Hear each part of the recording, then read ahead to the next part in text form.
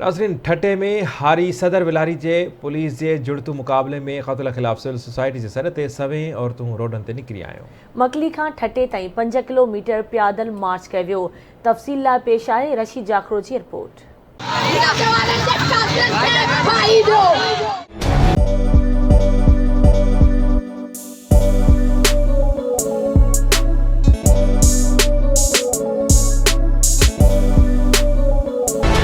गारो लग बाबड़ा रोड ते 25 अगस्त ते पुलिस मुक़ाबले में मारिजी वियल हारी सदरुद्दीन वलारी के इंसाफ़ ॾियारण जे लाइ संदन वारिसनि तोड़े ठटे जी सिविल सोसाइटी पारां मकलीअ खां प्रेस क्लब ठटे ताईं 5 किलोमीटर पैदल मार्च कयो। एहतिजाजी मार्च में शरीक माण्हुनि जो चवण हो असांजो मौक़िफ़ इहो आहे त ममताज़ एसएचओ ममताज़ बरोई खे फांसी ॾिनी वञे, उनखे बरतरफ़ कयो वञे।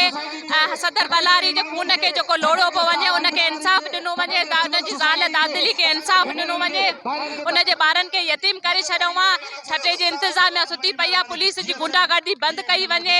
असीं बिलाल भुट्टो खे सॼी हुकूमत खे अपील था करियूं त सदर वलारी खून खे लोड़ो न वञे, उनखे इंसाफ़ ॾिनो वञे। मुंहिंजे बच्चे खे राति जो अची उनजे बच्चनि खे थुॾा हणी उनखे मारीअ मंझां खणी गाॾीअ में उछले खणी विया आहिनि घारे शहर में।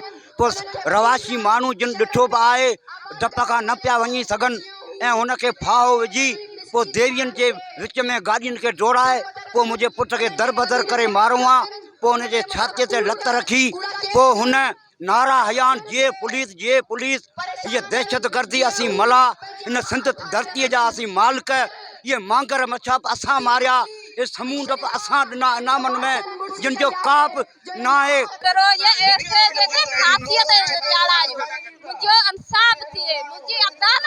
ममताज़ बरोई ऐसे जे मूंखे बेवा बनाए मुंहिंजे बच्चनि खे यतीम बनाए छॾियो आहे। मुंहिंजे मुड़ुस खे नाक कतल कया, मुंहिंजो हारियो पियो करे, मुंहिंजे बच्चनि जो पेट गुज़र थींदो हो, हिन नाक कतल करे मूंसां ज़ुल्म कयो आहे, न ज़ुल्म जी मूंसां अदालत थी।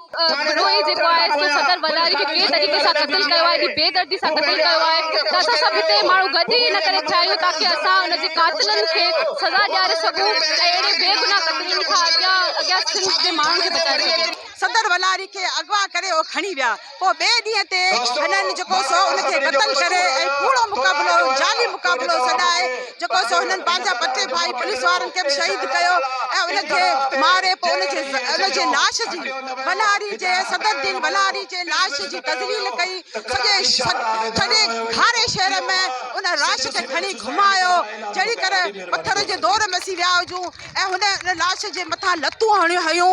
असीं मुतालबो न करियूं चीफ जस्टिस साहब सिंध खां, चीफ जस्टिस पाकिस्तान खां, इमरान खान खां ऐं बिलावल भुट्टो ज़रदारी साहब जिन खां, सीएम सिंध जिन खां, फरियाल टालपुर साहिबा जिन खां त वो इंसाफ़ कनि, ममताज़ बरोई खे फांसी ते चाढ़ीनि। सदरुद्दीन वलारी जे के इंसाफ़ न मिलण खिलाफ़ सदरुद्दीन वलारी जे खानदान तोड़े ठटे जी सिविल सोसाइटी पारां इहो मुसलसल एहतिजाज करण खां पोइ अॼु सवनि जे तइदाद में औरतूं ऐं मर्द सराबा एहतिजाज आहिनि ऐं संदन मुतालबो आहे त इन क़त्ल में मुलविस समूरनि पुलिस एहलकारनि खे सज़ा ॾेई ऐं उनखे कानून जी बालादस्ती क़ाइमु कई वञे। जी।